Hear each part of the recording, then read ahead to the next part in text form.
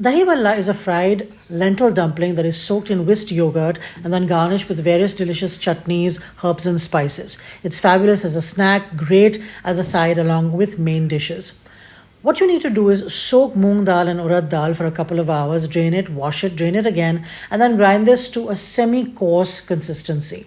Add a little bit of sendha namak, which is rock salt, as well as some hing and some baking soda to this. It's really important to get this texture right because if you make it too smooth, it doesn't fry too well, and if it's too gritty, it doesn't taste great. Once you've mixed all these things together, you need to knead this batter. It begins as a very sort of coarse batter, very thick, very lumpy, but as you whisk it, it becomes lighter. You need to whisk it so that it is at least twice as much in volume as when you started. Add a little more salt if required, and then continue to whisk. Look at the consistency now. The color also changes. It goes from being slightly yellowish and dull to being much more shiny and white. It then has a consistency which is droppable, but it does also cling to the spoon. Try the water test, which is put a little drop of it into a bowl of water. If it floats, the consistency is correct. Now to this, we're going to add some fresh chopped green chillies. You can add some coriander leaves too if you like, some cumin, some chopped up ginger. Some people like to add curry leaves too. I prefer to add curry leaves to the soaking water. It's very important to season the soaking water for these lentil dumplings. It really makes a huge difference to the final flavor. You think, it's just water, we're just soaking it, what does it matter? But it really does make a difference. A little bit of hing, some curry leaves, and some other spices. Then deep fry these in hot oil, but on a medium to low flame so that you can give this dahi bhalla or vada enough time to cook both from the inside as well as from the outside. Don't overcrowd because they don't fry very well. Beautiful. They will immediately rise to the surface. They will sizzle. They will not sink. Once you've fried all of them, drain them completely. This is important. You don't want your final dish to be too oily. But of course, you will have an opportunity to remove more oil from this when you soak these vadas in that soaking water that we prepared a few moments ago. Switch off the flame only once you've finished frying and removing all the bhallas from your oil. Lowering the temperature while something is still frying results in it becoming even more oily and cooking unevenly. Look at these bhallas. They're crisp on the outside, fluffy on the inside. The outside has an almost shell-like crack, a sort of cracking sound, which will show you that it's crisp and cooked properly. Now start soaking them in the water. This soaking doesn't take very long. Another point I want to make is you can make the bhallas any size you like, but I prefer to make them sort of the size of a lime because it's then a good size portion. Someone can have two rather than just one, or if someone is on a diet and wants to eat less, they can just have one. Now, so put a heavy plate on top so that it keeps them in the water for a while. The soaking is maybe 5 or 6 minutes. You don't want to over soak too because it'll absorb too much water and fall apart.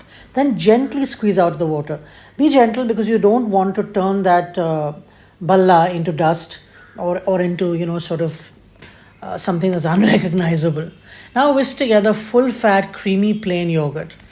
You want to use good quality yogurt. Of course, if you're being calorie conscious, you can use low fat yogurt too. Whisk this all together, add a little bit of rock salt and a little bit of sugar to this. It really makes it much tastier when it's well seasoned. Now whisk this together. Whisking this together is really important. You need the right texture for your dahi bhalla. It should be very smooth.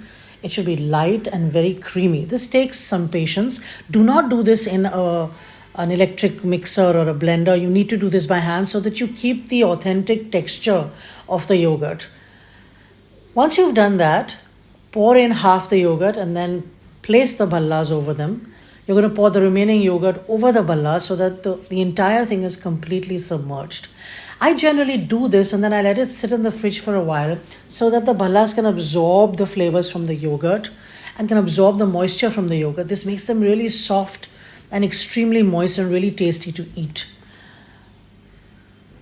Now, once you've covered the tops and you've let it sit for a while, it's time to garnish this. Now, the garnishes here are as important as the main dish. They can be as few as 3, They can be as many as 6 or 7. It really depends on what you want.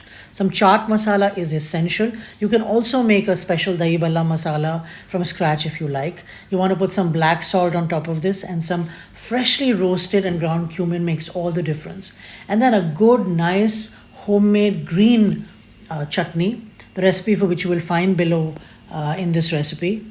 And then, of course, some good quality khatta meeta chutney. This is a sweet, sour, spicy. It's just got lovely flavors. There's a tartness of the yogurt. There's the sweetness of the khatta meeta chutney. There's a spiciness of the green chutney and the smokiness of the cumin. It's so yummy. It's so addictive. Now, what I like to do is serve the dish like this, and then when I'm portioning it out, it's a lovely snack, by the way, for tea, for guests, because it's chilled. It's so rejuvenating. I like to add a few other accoutrements on top of this because they look good and they also taste so good. A little bit of crunchy boondi.